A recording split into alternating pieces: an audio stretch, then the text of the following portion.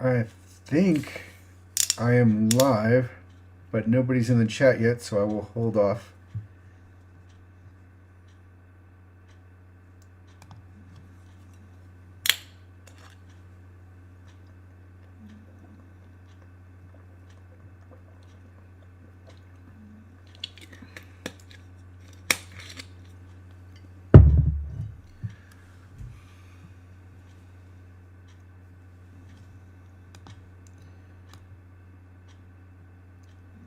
So one thing that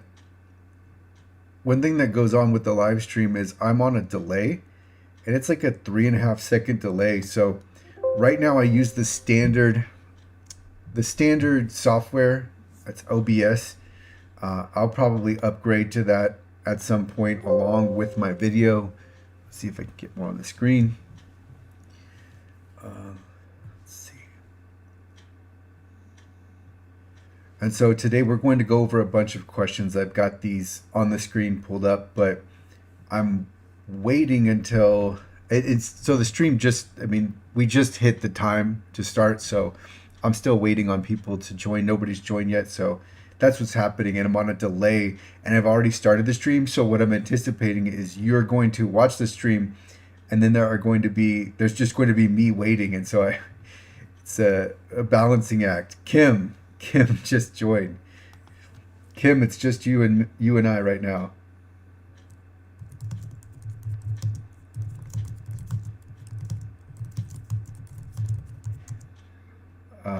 But I know more people are coming, so this is just the start.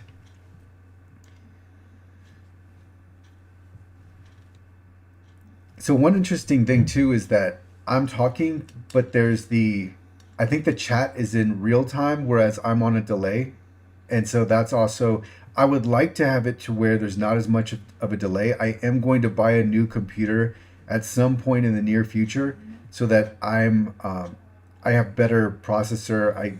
Everything will just go faster, and I think that will make it so that the stream isn't on a 3 second delay or whatever I'm currently on.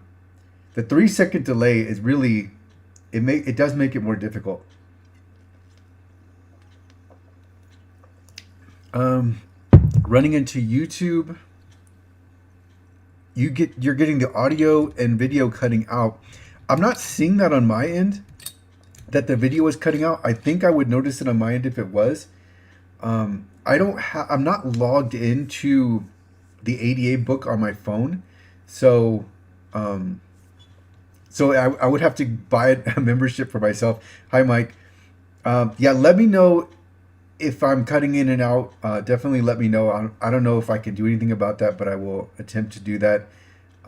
But what's strange is the analytics that are showing aren't showing as many people here. But we'll go ahead and get started, because anybody that's missing this can catch up, and or we will get to there will be a recording of this inside of the membership. So okay, so Michael, you're sure it's a you problem. Okay, so this is all about your questions, but before we get to answering your questions, let's go ahead and I'll prime you with what is on the screen with me, and we'll go through these questions, because this is what I want you uh, to be thinking about, and these are the type of questions I can really help with. So, what have you wanted to ask? And you can't always think of these right away, but like, what are some things that you've wanted to ask and just haven't had? Maybe you've asked AI, but there hasn't been someone um, that can provide an answer for you. Someone else. What is causing problems for you? What are you researching? What are you the most successful with? And along with that, like, where are you, you know, just where are you gravitating towards? What are you conflicted about? What clients would you like to have? What clients do you currently have? What would you like to do? Who, if anyone, would you like to partner with? What are you avoiding? What are you hesitant about? Is your outreach working? And so, yeah, those are all prime questions to get you thinking about, just not beyond the questions you had when you came to the stream, thinking about what is it that you want, and what is it that you are having difficulty with currently. And so with that, if you have any questions, add them in the chat and we'll go through them, and I'm going to answer them in detail. And then if you have any follow-ups to my answer, let me know. And if you don't have questions yet, I have other topics I can get to. So we'll go ahead and actually I'll scroll down now, leaving you to think about those questions. And then let's talk about Reddit, because Reddit represents a real opportunity. What have you found to be the most effective way to generate leads? And that's from Jonathan. So Jonathan, the most effective way to generate leads for me has been content marketing. And this is something that I don't necessarily recommend to the extent what I've done, because it took me over 2 years. I'm closing in on 3 years now of content marketing. So to get to the point where I have leads coming in on a daily basis, it's taken quite a while. So I mean, I do like the angle of content marketing, but if I was, if you're going to be content marketing, I would say make sure that you are targeted in that content. Now, otherwise, I think the best way for anyone who is newer or anyone who doesn't have just doesn't have the marketing or advertising budget, I would say the best way is to outreach, and outreach in a very specific type of way. So I think one part of that is outreaching the right way, and make sure you're saying the right things, because it's when you're outreaching, obviously it's a cold introduction, but I think if you approach it where you're very transparent and you don't try to explain too much, you just state the value right away, state that you can provide this, and then have an introduction. That to me is the best way to outreach, because then those are the emails that I'm more likely to respond to, and I don't get that many of those emails, because I get so much outreach. Like, there are so many people that outreach to me, and they either want something for nothing, they think I'm just going to give them something, or they're just spamming me and it's not personalized. They have spent no time to try and craft an email that is tailored to me. And I think a lot of people don't go for that, because that's not what, there are so many marketing, I want to say courses, but just so much marketing material that is centered around like, hey, you need to mass email people and it's all about the numbers. And maybe that works, but it doesn't work for me. And I think a lot of the other decision makers that you're going to be emailing, it won't work for them either. Especially, it's very unlikely that you're going to have a tactic where you send out 100 emails and then you're going to get back a good response rate from that. So I think with AI, I've noticed this too, is that more people are able to email me en masse. And so that has really been, I think cold outreach can work if it's done correctly. So, and then there's another way that I've been able to generate leads, and I haven't really been trying with this, but with speaking engagements. And by the way, I just talked to a company who I'm going to be speaking for. It's literally like I'm literally speaking for 20 minutes, and there will be a Q&A at the end. And so they have my speaking fee, which, by the way, I charged them $3,500 for. But then there's this side of this where they're going to tag me on social media. That was them. That was their volunteering that. But then I made them include a link to accessible.org and all of the materials. And so in exchange for that, I said that they could use the recording however they'd like. This is a very cursory recording, but I also get leads that way. I've had one speaking engagement last month. I had one last year.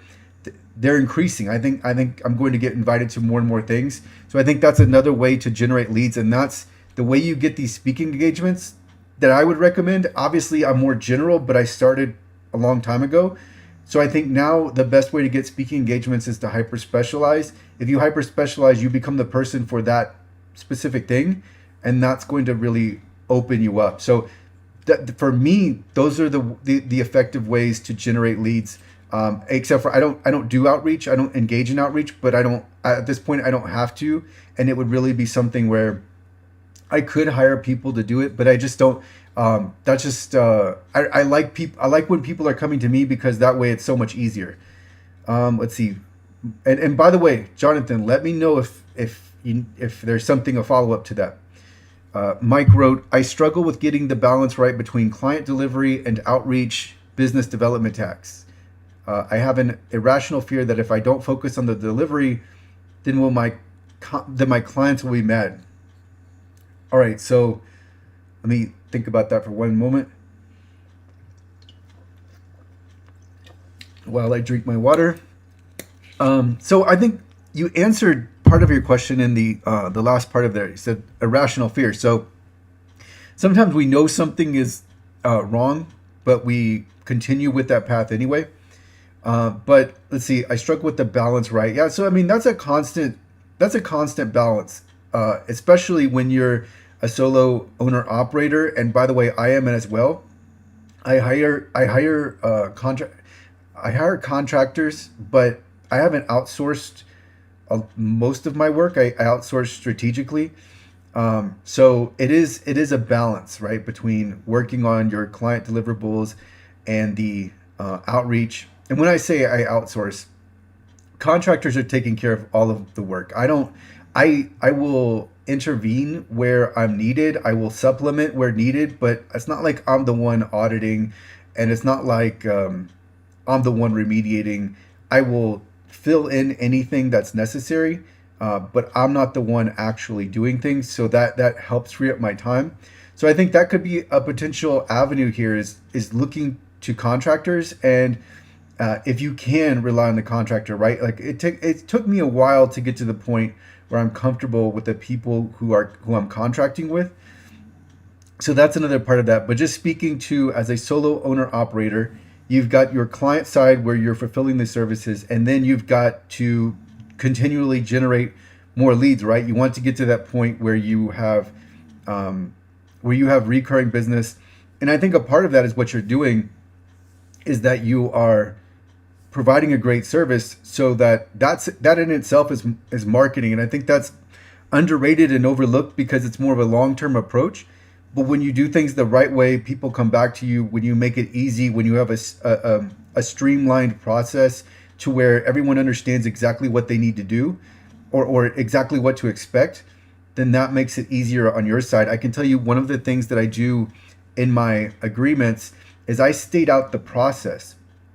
And the reason I do that is because so many people ask me about the process, and it gives expectations. One of the fail points for a lot of just everything in general, but especially when you're dealing with clients, is just a lack of understanding of what to expect and a lack of clarity. Think about it this way: if clients know exactly what's going on, then it makes it so much easier. Your conversion rates go up, your technical support goes down, and it's everything's going to flow from there. And so even if you have a complex situation, let's say it's a complex remediation, if you let them know where you stand, if you let them know what to expect, if you outline this, that's going to open things up, and it's going to make it easier for you to fulfill the service. And so I think that's part of my answer to your question is, what can we do to make sure that you have the most effective delivery? And so part of that is reducing the amount of questions you get and the amount of back and forth you get with clients. That may not be a problem, but I'm just telling you that from my side, like, you want to make sure that everything is optimized as you have it. So, right, like with your client delivery process is optimized. And then when it comes to outreach and business, same thing. You're going to optimize that process so that way there is, let's say, a margin opens up where you have more hours to help with both. Yeah, you're late, but you've got the recording, so that's the good part. So, what we've been talking about is just is so far we've been talking about the most effective ways to generate leads, and then also I'm currently answering getting the balance right between client delivery and outreach and business development tasks. And then Mike says he has an irrational fear that if I don't focus on the delivery, my clients will be bad. So I think you really you don't want to be in a position where the clients are going to get mad at you. And I think I would say, are you working with the right clients? Because you really, I mean, I think that's more on your side. Like, you just want to make sure that the clients are getting exactly what they should. But as long as you're diligent about it, as long as you're reasonable about it, they shouldn't, if I, if a client gets mad at me, I'm just thinking, like, if, because I know I operate the right way, and sometimes I do make mistakes. And if I make a mistake, I'm sure to correct it as soon as possible. But I don't know this. I don't know your situation. I'm just talking generally here. You shouldn't be in a position where clients are coming back at you. If you are, then I would say look at your clients and determine if you even want to work with them. Um, let's see here. So again, follow ups. I'm answering these as the best I can, but definitely follow up with me if there's something I hit on or something I missed when I was talking. So Kim wrote, part of the perks. And by the way, so I think stay compassionate. I think you're D, but I have your username, but I think you are D. So by the way, if I'm wrong on that, let me know. Kim wrote, part of the perks for accessibly based you list as a base badge. As I will be posting my accessibly based profile in several places, will the badge be beneficial for my promotion? If yes, where can I find the badge? I think so. So I think the base badge. And by the way, let me add some context here. So Accessibility Base is our marketplace where you can have a page and you can promote yourself. That's what it's all for. And I don't think you see a lot of that. I don't think you see a lot of promotion. I don't think you see a lot of the ability to showcase yourself. Even with LinkedIn, you're really narrowed down to what they want it to be. And obviously Base has a template, but it's wide open. Like, you can write whatever you want about it. You can have your links. And so that's the way I thought about it. I'm open to feedback too, by the way, if the template isn't promotional enough. But that's what it's there for. It's there to showcase you. So so Kim, you have a page. Many other members do as well. And so Kim is asking, he's going to be posting his profile on several pages. Will the badge be beneficial for my promotion? I think yes, and here's why. So the badge is like, it's not, obviously this is not certification. Obviously this is not, anything, like, it's not like a professional association. But what it is, I'm way off, by the way. Let's see if I move over. But what it is it's along those lines. So it's like not a certification, but it's like a status symbol. And I think as Base becomes more known in the marketplace, it will become a better status symbol. And it will be something that just gives you more, like, just gives you another bullet point on your resume, so to speak. So I think it's going to help in that way. And yes, the Base badge is not available yet. I've been working on the design because I want something simple, but I also want it to be a nice design that's pleasant, that flows well. Maybe not necessarily flows well, but just is something that I would like to have at the bottom of accessible.org, because that is what will happen. I'm going to be promoting Base 2. I'm going to promote my profile. I'm going to promote accessible.org on Base. So I just want to have the badge have like a nice, simple flow to it, a nice, simple design. And so that's all we're waiting on. As soon as I have that, I will post that. And there's more to come on Base as far as promotion and marketing. So that I'm going to announce as well. I just haven't done it yet. This week has been extremely busy. Like, probably, I just keep hitting new highs, and I think this week was yet another new high. And so it's probably something I'm going to catch up on this weekend. But to answer your question, Kim, yes, I think it will be beneficial. Of course, you could always go with a straight link as well. But I think it'll be more beneficial as more people find out about it. I'm still waiting for, what I've been checking is for Google's indexing of the profile pages. And so that's going to be really cool when Google starts to index us.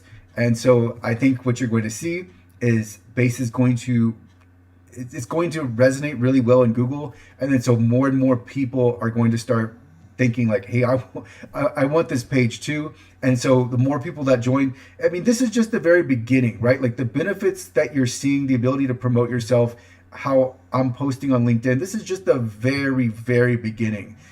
There's a much bigger design in play, where you're going to see people wanting to have, like, people are going to be like, hey, how can I get this badge type of thing? And so it's really, you're going to be a member of Accessibility Base, and that's going to connote status along with that. So I do think there's going to be a definite benefit to this.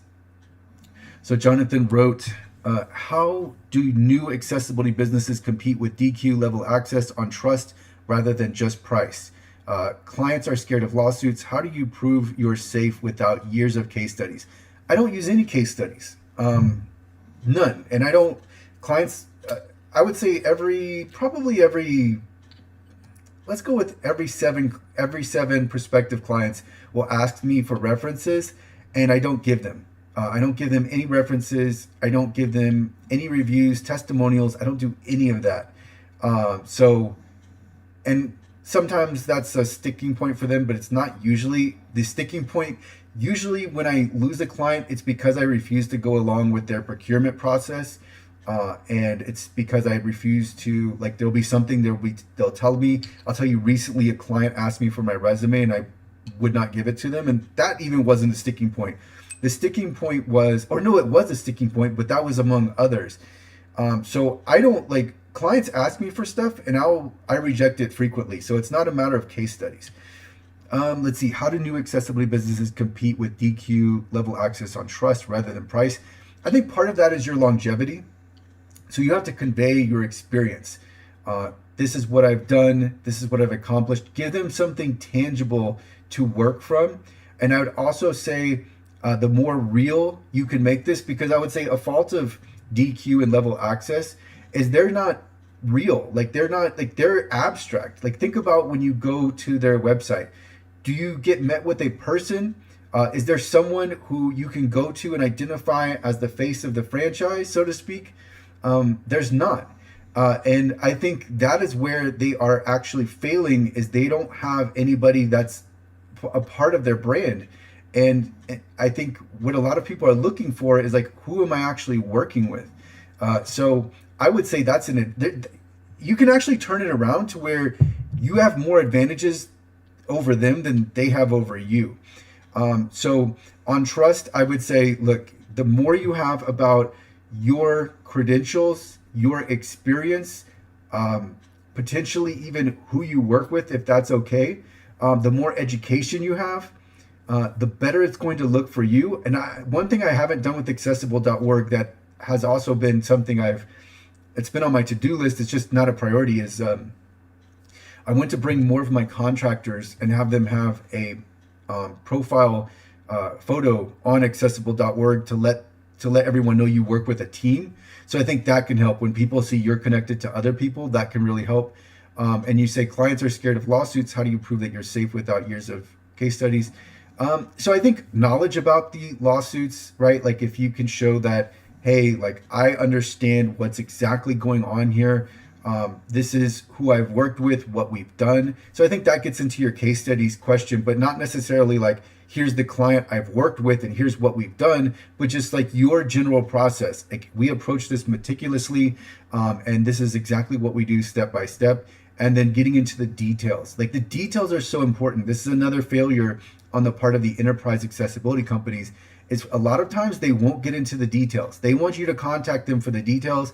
I don't take that approach. If you look, I have a lot of information that it sets out explicitly what to do. And now I'm not going to say something where it's going to be, there's going to be legal implications, and would be something that would be handled by a defense attorney, but I will get into specifics. So let me know if that was, that answered your question. Okay, good to see, D. Let's see here. Let's see, I'm currently a licensed contractor. I'm just trying to make sure I get through the questions. I'm currently a licensed contractor. I'm pretty good at project management and naturally detail oriented.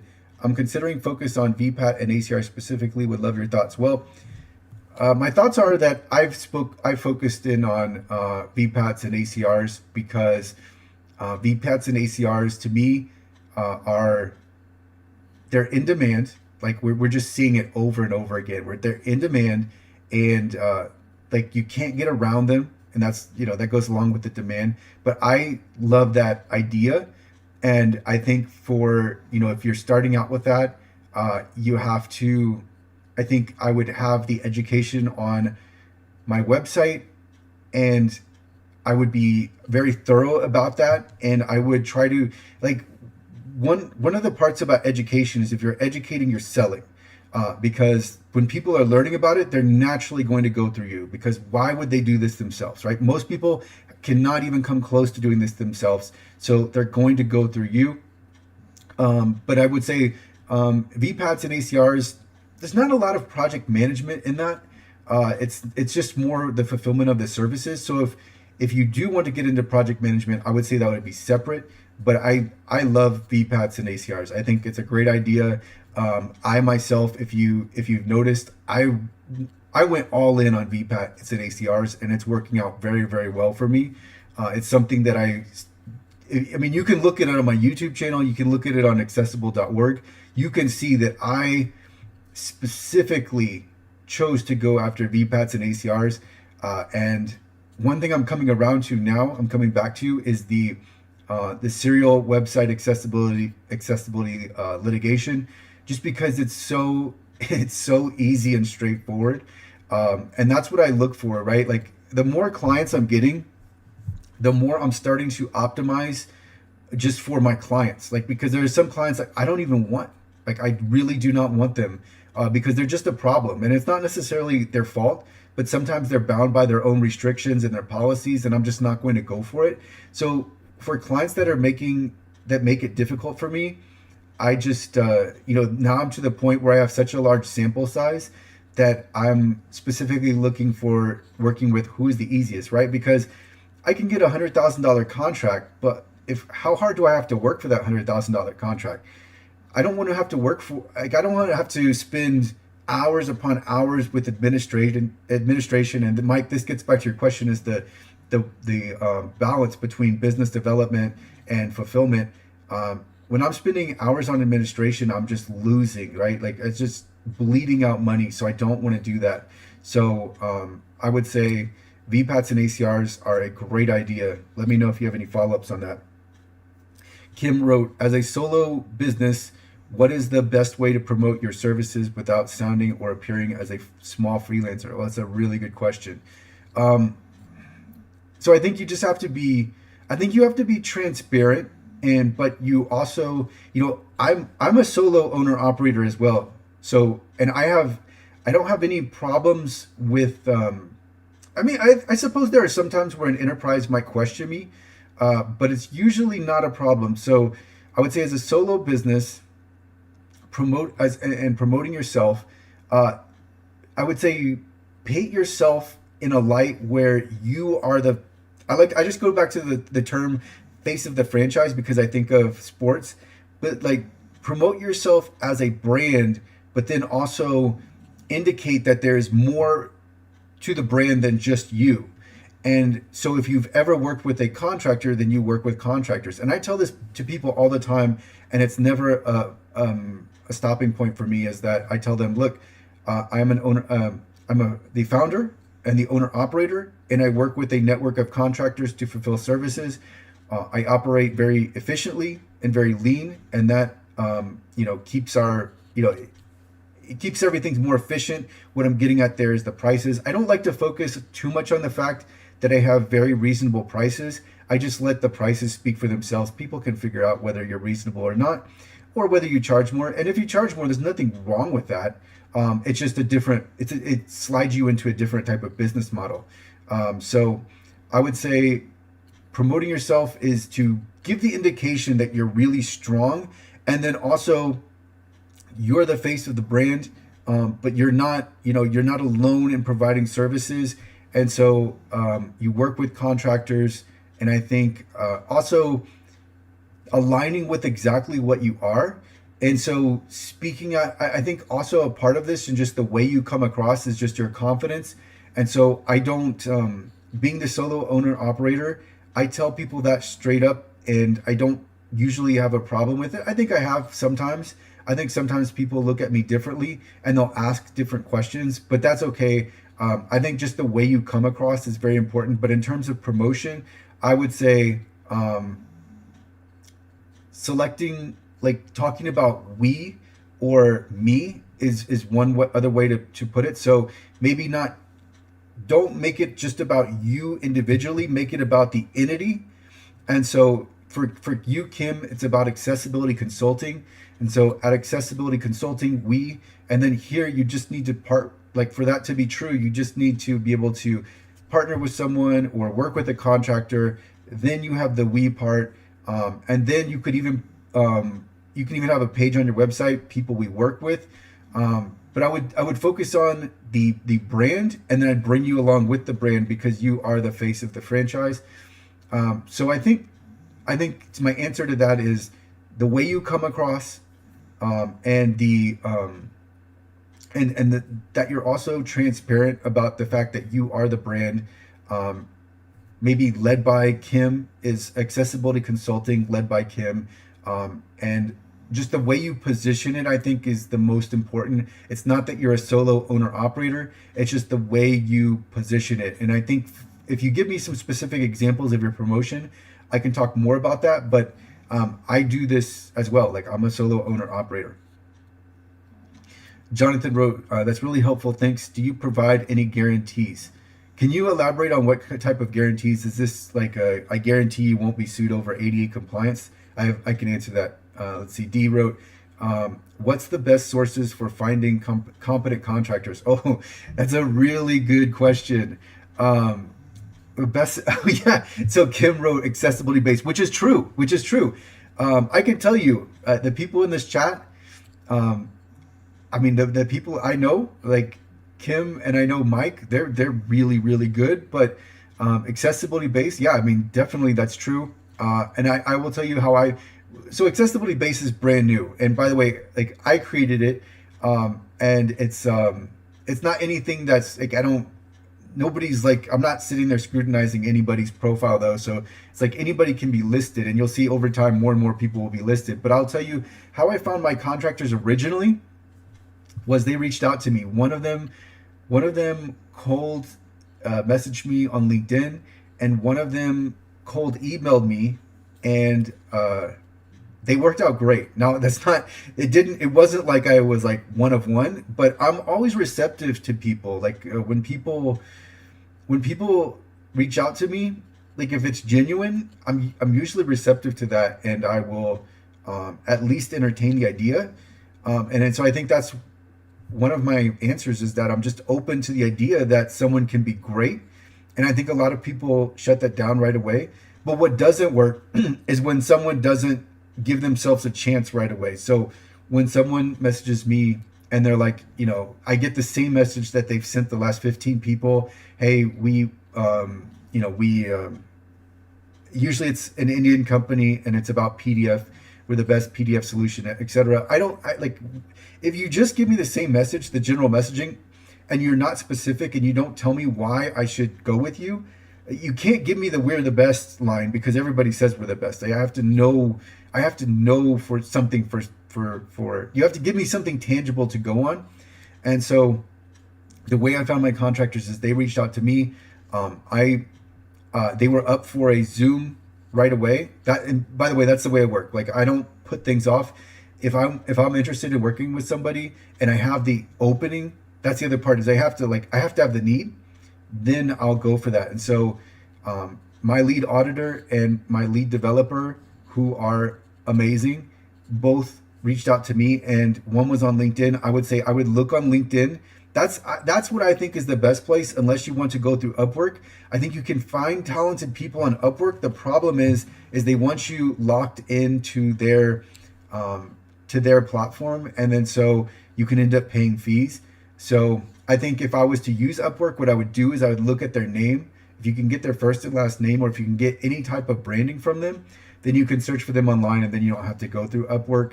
But LinkedIn is my choice. And then so what I've done is I've searched for DHS Trusted Tester. I'll look for that. And then what else would I look for? I look for, let's see, is it more DHS trusted tester now. Like IAAP is good, and it's just like I also look for people who care about accessibility, because if they care about accessibility, then it is so much more likely they're going to do a good job. So I think that's how I find contractors, and I think just being open to the idea that if someone reaches out to you, they could potentially do a good job. Who I do not like working with is agencies. And so a lot of the work, a lot of the auditing, a lot of the PDF remediation goes through India.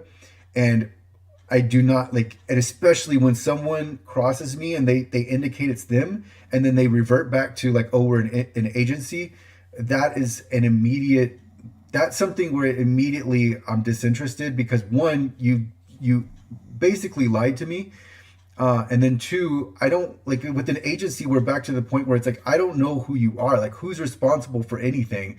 And I'll tell you this, like another, like this is let's just call it a secret, but like this is very valuable knowledge. It's always better to start small, like whether you're dealing with a client or a contractor, whoever it is, start small and progress. You start big and you go the other way around and it works against you. Let's see here. Let's see what the contractors. I also recruit contractors from Accessibility Business Academy, also by business. It is a trust thing for me. Yeah, trust is everything. Like you have to, like the person you're working with. By the way, I've had so many people tell me that they could do, that they were able to do something, and we'll stick with the audit example, and they were not able to audit. There are a lot of people that say they can audit, they want to audit, they might even have certifications. There was a DHS trusted tester, I think there have been multiple, that said they could audit, but they couldn't really. So when it comes to audits, I'm very discerning about who I choose, because I know that very few people that could do it. I've also worked with a company who had auditors, and initially I was relying upon them until I looked at the audit I got back, and I just started like, I'm casually comparing it to the website. And as I'm comparing it, and by the way, I'm not I'm not like, I wouldn't choose myself as a technical auditor. Let's put it that way. I'm more like someone that's like, I'm not the person, especially now. I'm not as, I haven't been auditing, but like, there are levels to auditing, and you're looking for someone who's a 10 of 10 accessibility expert, and you're looking for someone who is obsessive, and you're looking for someone who is just very technically inclined.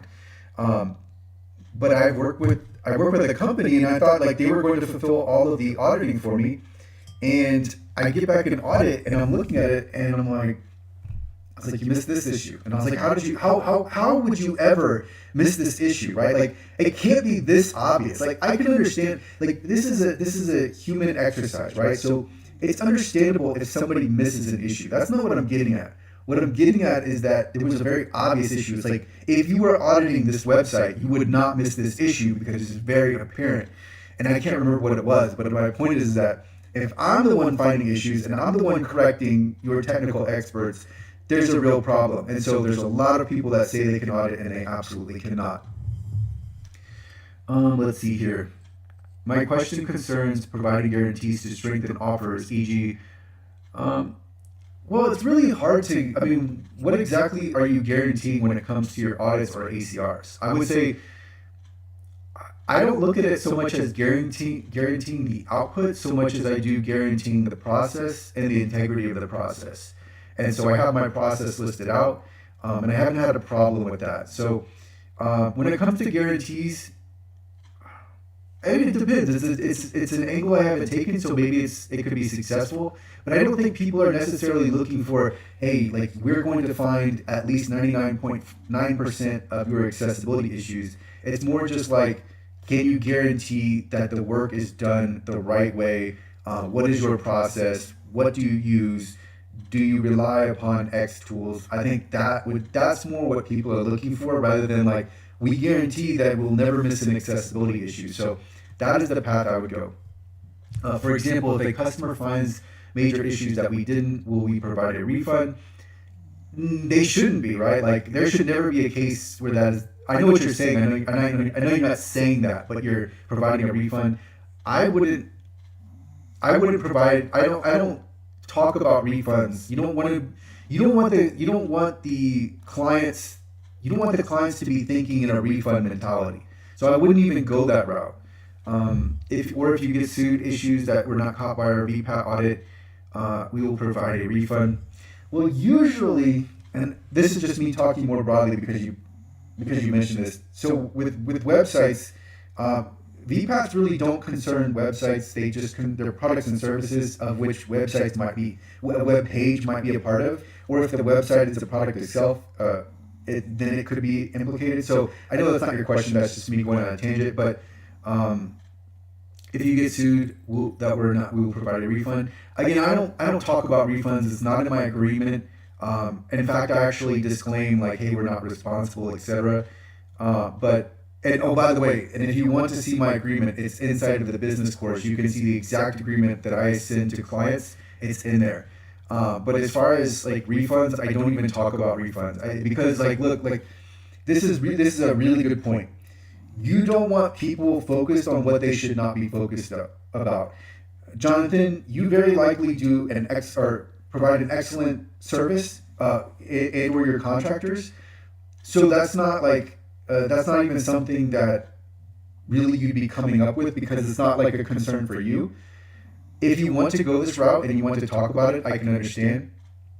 And so what I would say is that again, I just focus more on because like looking at the accessibility issues not found, that gets into a dynamic situation where look, like you've changed your website since or something, something along those lines. So it's like, how can we, it's very difficult when you get into the granular aspect of like whether or not you found an issue because it's very easy for a client to introduce an issue. So I don't talk about refunds. I don't offer refunds. If somebody wants a refund, it would more be like, I think I would entertain the idea if a client brought it up to me. But it would be more like, you have to show me and definitively so that we actually missed something that would cause some kind of harm on your end. And if that's the case, it's usually not because you missed one issue. It's usually because there are multiple accessibility issues. So my answer to that is, it's not something I would focus in on. If a client asks you about it, then you could have a policy. But if I can tell you this, and I haven't thought about it until your question, I never get asked about refunds. Nobody ever asked me about a refund. Nobody ever asked me about a guarantee, and I will say that's a red flag. I don't know even if I have included this in my red flags video, but if a client is asking you about refunds right away, that tells you where their mindset is, and that's something I'm going to be concerned with because like we haven't even started, and you're asking me about refunds. So I would look at it in the overall scope of what they're asking. Considering it relative, like if they're being very detailed and regimented, then maybe it makes more sense. But if their mindset is, hey, we need a refund, then that's a red flag to me. Damn, you're getting an echo from my audio. And I don't know why this is.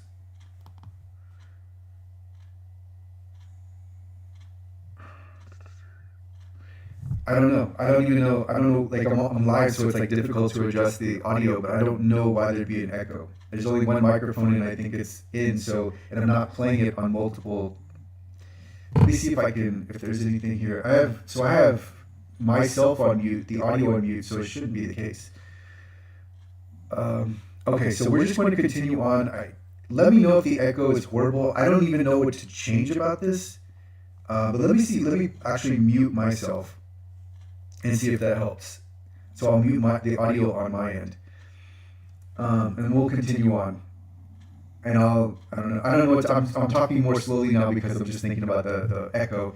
By the way, again, I said this at the beginning. I'm going to improve my stream, the stream, whatever I'm using.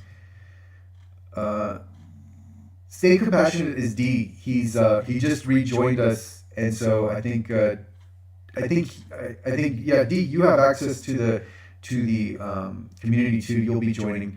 All right, so D wrote, I currently focused on becoming educated before I even considering offering services. I have your ADA WCAG business course. Would you recommend taking the courses in that order? I would recommend that you take the WCAG course first And if you go through that really fast, you can get through it in about 3 hours. But if you take it first, that will give you the background on accessibility. You'll understand the technical side. And then I would take the business course, and then I would take the ADA compliance course, because the business course will prime you really for what you get in the ADA compliance course. And by the way, with the ADA compliance course, this is me telling you how exactly to approach reducing your risk or a client's risk of being sued over website accessibility. The basis of the course is that I have gone through and have extracted all of the frequently claimed issues and the complaints filed in court by the most active plaintiff law firms. I've ordered them. And so it just tells you how to find and fix the issues. We get into the very technical side because that's what gets glossed over is, so people want to know how do I stop a lawsuit. You go to the results in Google and you'll see a lot of general information, but it's not like, nobody tells you like, hey, this is exactly what you need to do. That's what the ADA compliance course does. And it's not only that, it's not, and if you think it's just a matter of the WCAG conformance, it's actually not. It's beyond that. Yes, there's strong overlap. Like if you're WCAG conformant, you're good. But of course, we know that you can't just overnight WCAG conformance. So it's like, while you get there, here's what you should do. And the plaintiff lawyers they're looking for things that aren't necessarily, it goes like, it's different from WCAG conformance. And because you can be WCAG conformant and some of the issues that they claim would go outside of that. So that's the order I would recommend taking. A client too concerned about refunds is likely to stretch too thin for your services financially, or still doesn't understand your offer or its value clearly. I think there's some truth to this. Someone who's looking to get a refund, like, if that's your immediate thought, I think it would only be like, I can see why refunds would be relevant if it's a certain service where there's a lot of risk involved. Like you don't know that the person's actually going to do the job that they say they're going to do. And I'm trying to think of a scenario where that could be the case. But yeah, like there are some products or services where you go into that transaction thinking like, I don't know if this is going to play out the way I want it to. And if that's the case, then I can understand it more. But in this case, like it's, when you get into that detailed aspect of like, did we find this accessibility issue or did we not? It's just that is so specific, and the circumstances are so dynamic that it makes it hard for there to be any type of refund in play. I think that to me is a red flag. It doesn't have to be, but like I would be concerned if someone's first question to me was like, do we get a refund? That would concern me. Or, not their first, but one of their first. Let's see. So that's helpful. I realize that the risk and difficulty around guarantees. I'm just trying to craft a slam dunk offer for clients that addresses their underlying fears. Their fear when it comes to website accessibility is just that, when we're talking about the litigation, their fear is that they're sued. They've usually been sued once. Sometimes they haven't. Sometimes they just want to prevent this. So I think the way to alleviate their fears is to systematically go through the process, go through what's in play, and then go through how they can reduce their risk of being sued, and so that they can gain more confidence. So address their underlying fears through education, but the way that you educate, if you can distill down what's in play, make it easy to understand, that is going to alleviate their fears. They might still have them because they've seen their colleagues, their friends, whoever gets sued. You can't take away that, but what you can do is say, like, this is what we offer, and this is exactly how it's going to help you. And then, working all the way to WCAG conformance, and we want to make sure that we take a step-by-step approach, and that, on your end, you are making sure that you communicate everything clearly, and that you make sure that they're aware of the entire process, aware of what leads to a lawsuit to begin with. And I think that is really going to help alleviate their fears, because what do people normally fear? Well, they fear that which they do not understand, because once you understand something, then you know how to approach it. So I think through education, but the other part about education is making sure that your education is easy to, there's a concept called processing fluency. If you can make sure that people understand what you are saying, they might not go with it, but if they do go with it, then it's going to work out much better than if they are unsure about what you're even saying. And I think that's part of the problem in the marketplace is you're met with all sorts of varying messages, and part of one of the things I'm getting at is the overlay widgets. They'll tell you, this helps. Well, how does it help, right? Like, that's what I see over and over again. This helps with ADA compliance. Like, tell me exactly how it helps. And so that's where you come into play. Is you're putting in the bullet points of saying, this is what we're doing, and this is why it's relevant, and maybe conveying the details without giving them all the details. So, like, what I mean by that is, like, let's take the Web Content Accessibility Guidelines.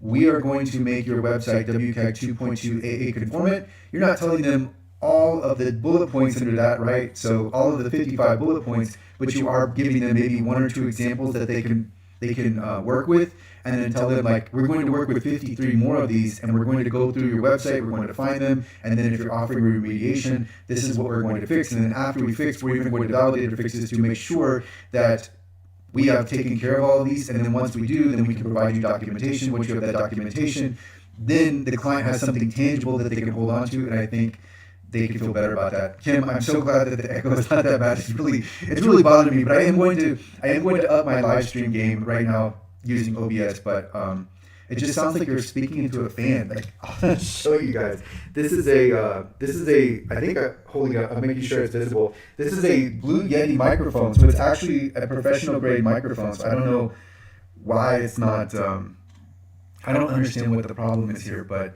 I'm glad it's much better. Echo's not too bad. Unfortunately, I have to go. Mike, it was great to have you. Thank you for joining. Let's see here.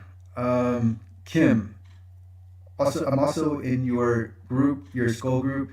I'm not that active, but I'm there. Oh, interesting. That's a connection I didn't expect. All right, so I worked through all of the questions, and I have. Earlier I went through these questions to prime you about what to think about. So let's just go through these quickly again. What have you wanted to ask? What is causing you problems? What are you researching? What are you the most successful with? What are you conflicted about? What clients would you like to have? What would you like to do? Who would you like to partner with? What are you avoiding? What are you hesitant about? Is your outreach working? So these are some questions just to prime you on, thinking about if you have any additional questions to elicit those. And then now, what I want to bring up is Reddit. So, right, with Accessibility Base, what we're doing is building a community. And what I think, Jonathan, you asked me about leads earlier, or maybe it was Mike, but I talk about content marketing. And I can tell you one of the easiest ways to content market is to be in Google. And what has exceptional power in Google and resonates really well is Reddit. So we have a Reddit for Accessibility Base. And so this is a way to shortcut, right, to go faster and get more clients faster. So I'm going to show you an example. I'm just going to scroll down to the screenshot I have. And this screenshot is a Google search for how to stop ADA website lawsuits. So we can see the AI overview, and then we can see one website that starts off with, and then we have I don't know if this is a snippet. I don't know if you refer to this as a snippet, but we have a discussions and forums section where it says, just got a letter saying my website violates the ADA, totally lost here, avoiding ADA lawsuits. And what I want to point out is that these are both Reddit threads.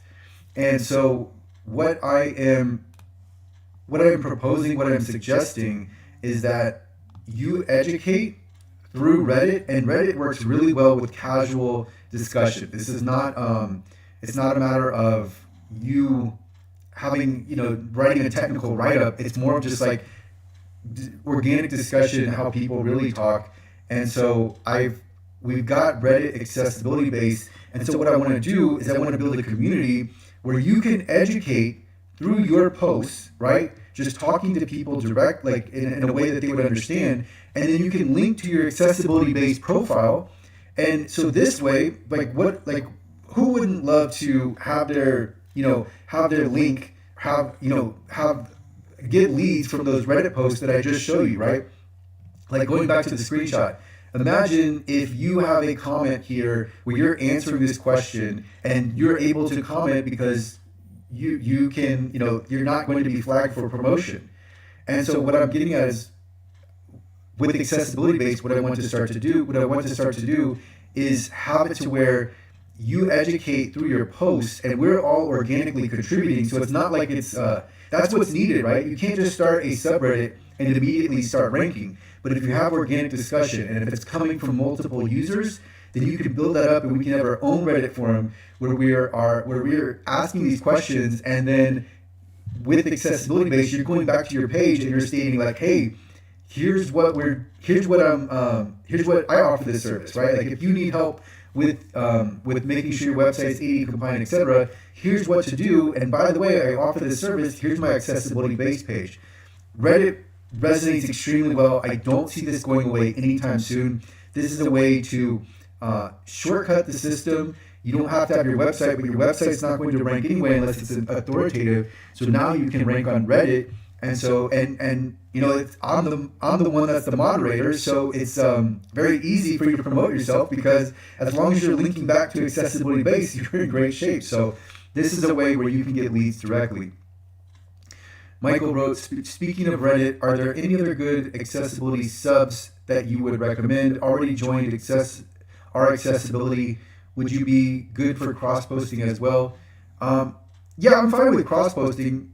That's completely fine. Like what I'm getting at is I want everybody that's in base to get even more benefits. And this is a way that I see when more people buy into this, it just grows stronger and stronger. I think our membership's already at 10 people. That's already a really good start. When you have 10 people going towards the same direction, you don't usually get that online. Like it's very difficult to string together 1 to 2 to 3 people that are moving in the same direction. So I think if we can get more people on Reddit, that's going to really help. But that's the point of this, though, is that it's there for you to use, but it's also here for you to promote yourself. I want everyone that's a part of base. You have to understand where I'm coming from with base.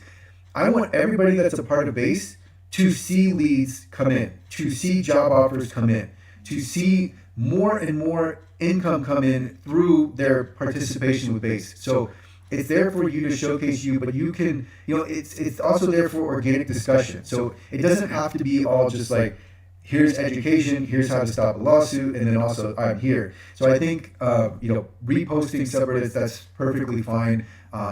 Yeah, I hope that answers your question, Michael. But yeah, I'm good for cross-posting. It's there to be organic, but it's also there that within that organic content, it's there to promote you. And this is your chance to now go onto one of these Reddit threads and outright promote your services. I'm encouraging that, right? So now it's not like if you promote yourself, you don't have to do so in a very you don't have to do so in a way where you're hiding it. You can just come out right and say like, hey, I offer this service. Let's see here. I think someone else joined, by the way, because Mike dropped and now we're back. So definitely let me know if you have any questions as you're just joining. But we just talked about Reddit. So this is another way that you're going to be able to be promoted through Base. If you're not a member of Base, then anybody that posts, they're not going to be able to, I'm not going to allow any other promotion outside of people that are in Base. Let's see, or on Base. So one other note on Base is that our LinkedIn is growing up to 8 followers. If I promote you, make sure that you repost that promotion of you.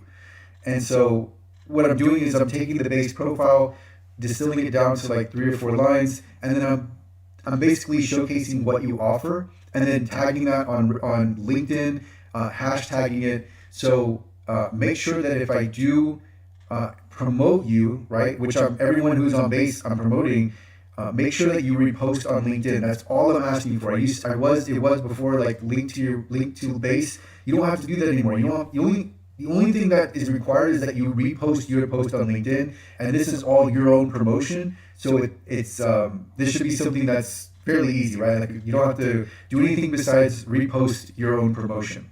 And what I'm going to do is, I think once per week is slightly aggressive, and so we're going to go ahead and make this once per 2 weeks, but you only have to repost once per month. So that way you don't have to feel like, look, I reposted this like 4 times in a month, and people that are connected to me are getting tired of this. So that's another part of it. Just making sure that I don't want it to come across. I don't want anything to come across as like inconvenient or just overly. It's all promotional, but just to the point where it's repetitive and redundant. So I talked about the power of 10. We've already hit 10 members. We're going to hit more. The more this grows, just every additional person just really strengthens this community beyond just the 1+1. But like, every additional person just it's making this so much stronger, and it's going to. I'm telling you guys, we're going to take over the marketplace, and when we do, you're going to see that you have unlimited promotion through accessibility base, and just you have access to that which to resources and to advertising and marketing that other people simply do not have access to, and they will not pay the same price you did. I guarantee you that.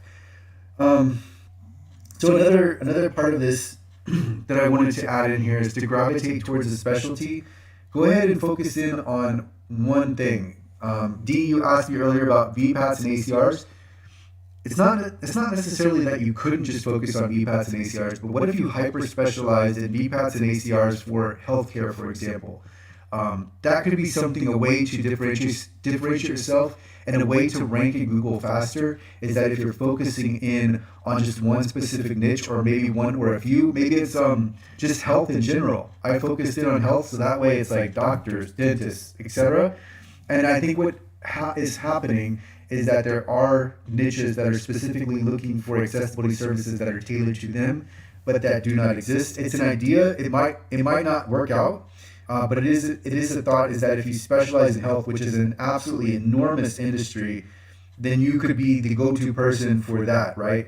Maybe they're just searching in general and they come to me, but maybe they search for let's say a hospital, like VPATs for hospitals don't really make sense. But I mean, you get the idea is that you could be targeting doctors, healthcare, hospitals, etc. And so I have here, see what other people are doing. There are other people that are specializing, not very many, but then apply it to something, or you could even copy what they're doing and do it better than they do. But I think one of the reasons I emphasize specialization is because it makes it so much easier for you to stand out. Because if you're just targeting VPATs and ACRs, you're going against myself and you're going against everyone really, right? Like everyone, enterprise accessibility companies with unlimited budgets and then, well, not unlimited, but they spend a lot. I mean, the enterprise companies in this space literally spend hundreds of thousands of dollars on advertising. I mean, you see they show up and they will bid on every single keyword. So what makes it easier, and I'm not saying don't, like, definitely compete against me all you want, right? Like, that's not my point. My point is that, hey, you could go to the top of Google because you are specializing in this one thing. And so it's like instant marketing, instant potential for leads. And then also becoming a brand and having a brand association to where it's like, no, I specialize in health and accessibility for health. And so I think that will, what I'm trying to help you guys do is shortcut the process. I don't want you to go the long way. I want you to take the shortcut. Let's see here. And then I also have here product. So there's tremendous upside if you are getting into a product, like actually making products. And it takes longer to get started. It's longer to be successful than services, because, right, like you have to build a product, you have to market it. But and then service side, you can get started right away. But I think there's a lot here if you're on the product side, and I'll explain this in one moment.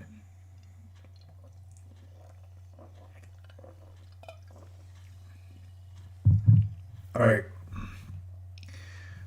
So with the product side, here's an idea. I'm going to have a video on Shopify in a moment, or probably this weekend. Think about if you made the Shopify theme and you were like, this Shopify theme has been audited for WCAG 2.2 AA, has been user tested, and these accessibility experts worked on this, and this is how it works. It's not only accessible, it's not only WCAG conformant, but it's aesthetically pleasing. If you have this in place, that Shopify theme is going to sell. And then what you could also do is you could also have instructions for when someone edits the theme and they upload content, what to be careful of. And then you could even offer, after they've purchased the theme, that you will audit any changes after they've updated the Shopify theme for their store. That idea is so good, right? That's just perpetual business over and over again. You are selling to the number one e-commerce platform in the United States. I think it's 10% across the world, approximately 10. Then approximately 30% of U.S. e-commerce sites use Shopify.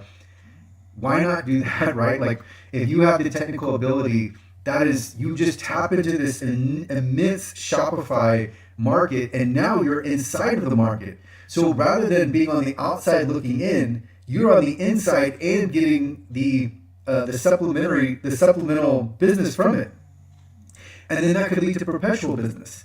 So that is an example of like what is there for you on the product side. Again, it takes longer to do this, to do that right. It takes longer, but that just goes to show you like this is wide open. And I love, like, Shopify is great. Shopify is so easy to you have full code access, and the clients are usually it's an easy service. But if you're the one providing the theme, like, even better, right? And then that way you can give people confidence and just let them know that everything's been done the right way. So when you look at products, I'll give you another product idea. This is also going to come up in the membership. I'm going to have a video on this, but WordPress plugins and accessible forms. And so there are forms that have been made accessible, and they will market that they're accessible and WCAG conformant. But what if you were an accessibility professional who made the form, and you knew the language, you knew how to market it, you knew exactly what to do, you had the instructions to go along with it, and that level of precision and detail plays out very, very well. And I've talked about this throughout some of the questions that have been answered. But when you take on that level of precision and detail, it just takes you to a different level that the other people that are attempting accessibility, they cannot reach. So on the product side, what I wanted to cover and just just get you thinking about, hey, this is wide open. It's not just services. I could even make, even while you're offering services, you could be building up a product. Takes longer to get started. That's why I talked about you need a baseline of income to come in.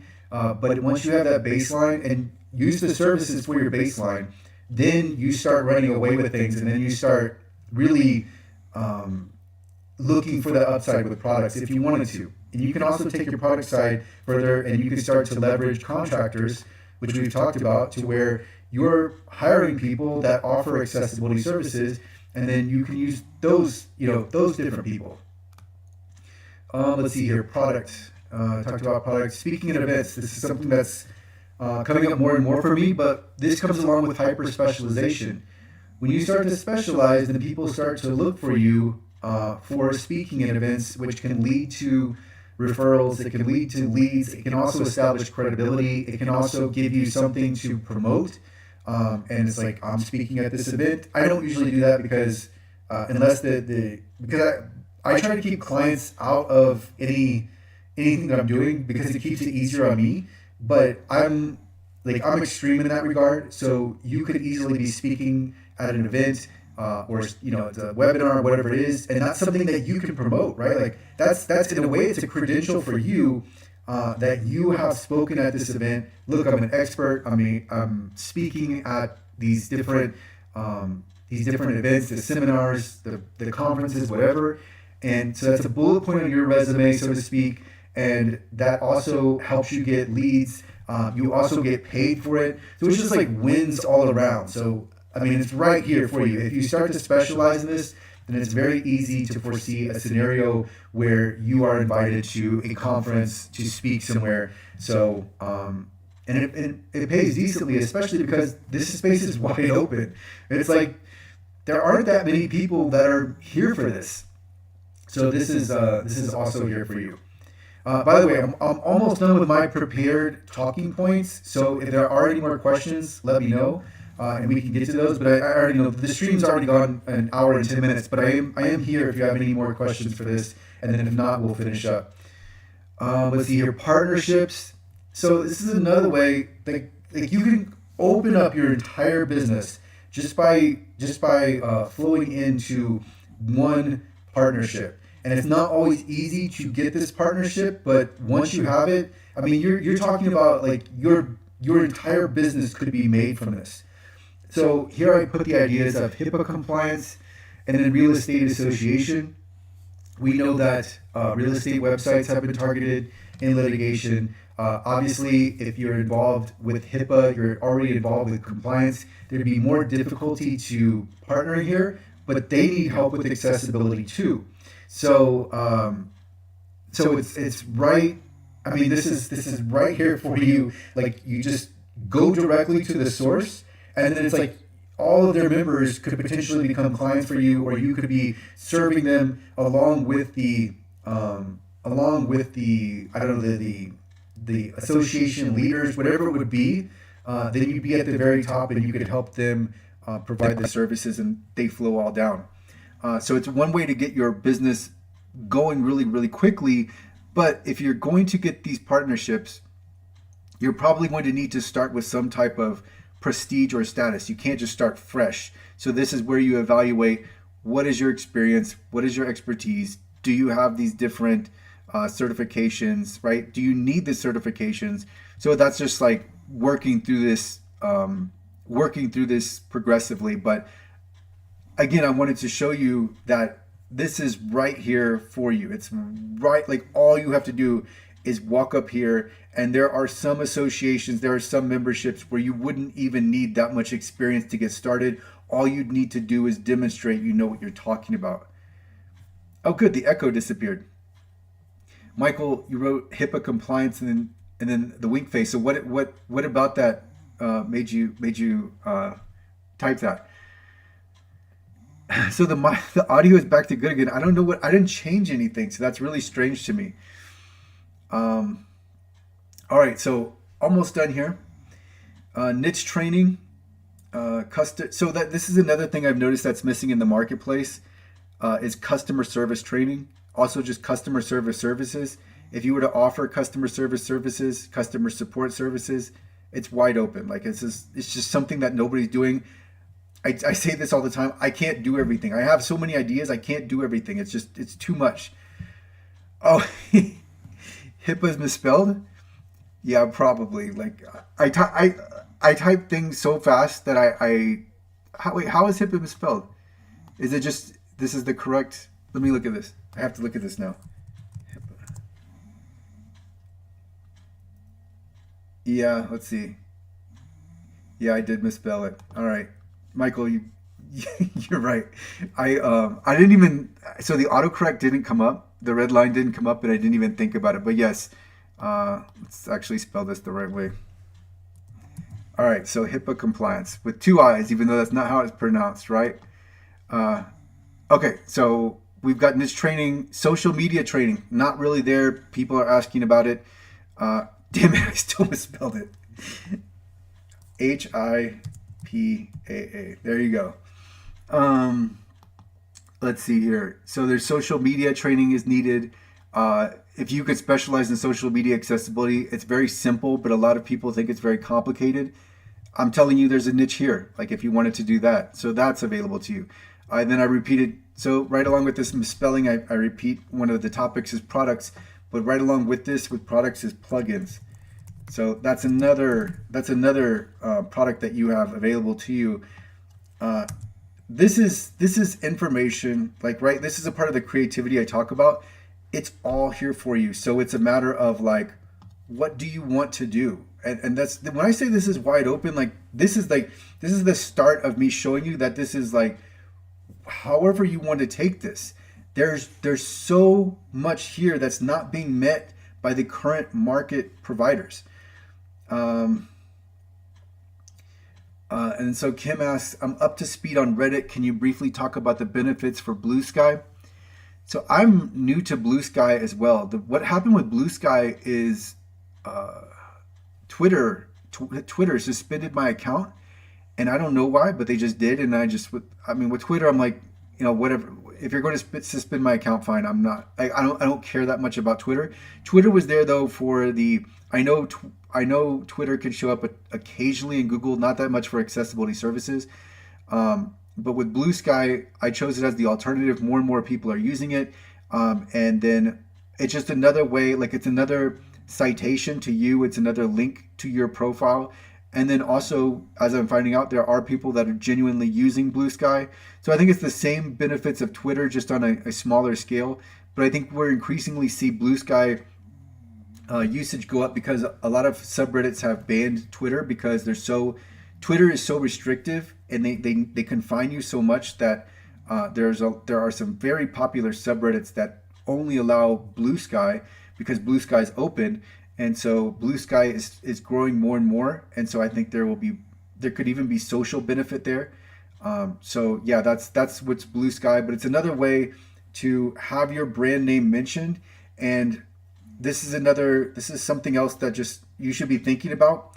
The more your brand is mentioned, the more, like, it's organic too. It can't be just that you go and you write your name 20 times, but the more your brand comes up and the more it comes up on different places, and if that's all organic, then you're going to start to see more visibility in Google and in AI citations because they're looking for really like just that you are a part of that you're coming up more and more, because if they know if you're coming up more, then you're someone they can more count on and they can trust to cite to, and to, yeah, to cite to recommend, etc. So that also plays a part with the Google AI overviews, which are obviously extremely valuable. Now it's not organic. Number one rank isn't the most valuable. It's actually ranking in Google AI overview, which is, you're showing up at the very top even before the ads most of the time. So that's where it comes into play. But going back to Blue Sky, it's another way that you get a citation. It's another way that your profile gets a backlink because, again, what I'm trying to do is I want to make sure that everybody that's a part of Base is going to see so many more leads, so that you have a way to showcase yourself. But it's not just showcase, it's also, there's the marketing aspect of this, and then you could even say that there's an advertisement in a way. All right, so I'm going to stop now for a few seconds. If there are any last questions, I will answer those. Otherwise, we're at a minute, or we're at an hour 17. So I'll go ahead and open it up, and then if none, we'll close the stream.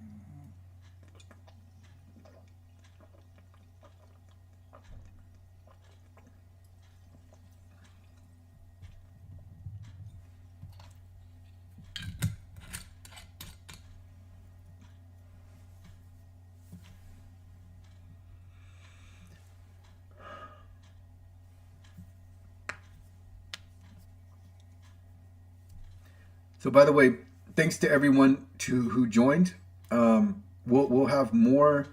We'll have more like this. 368273. I don't know that reference, Kim. But we'll have more streams like this, and it's random with me. It's not. I'm using OBS. Um,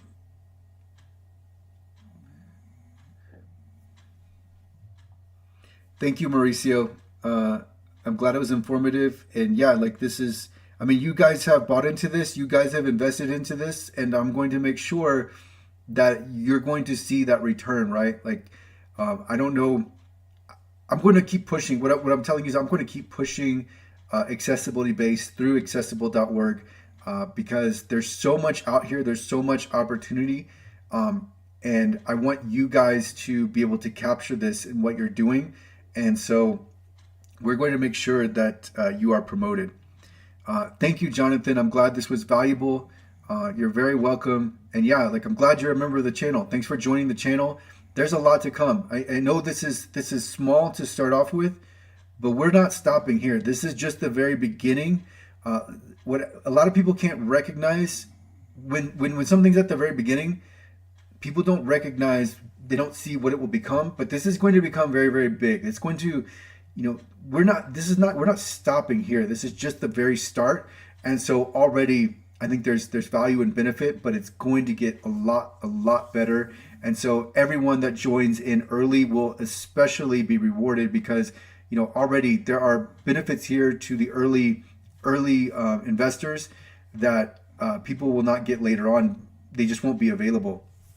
Even if they join and they pay a higher rate, it just won't be available. So you guys, I appreciate you guys joining early on, and it's going to make it to where we're going to build something that is going to take over. That's the other part of this.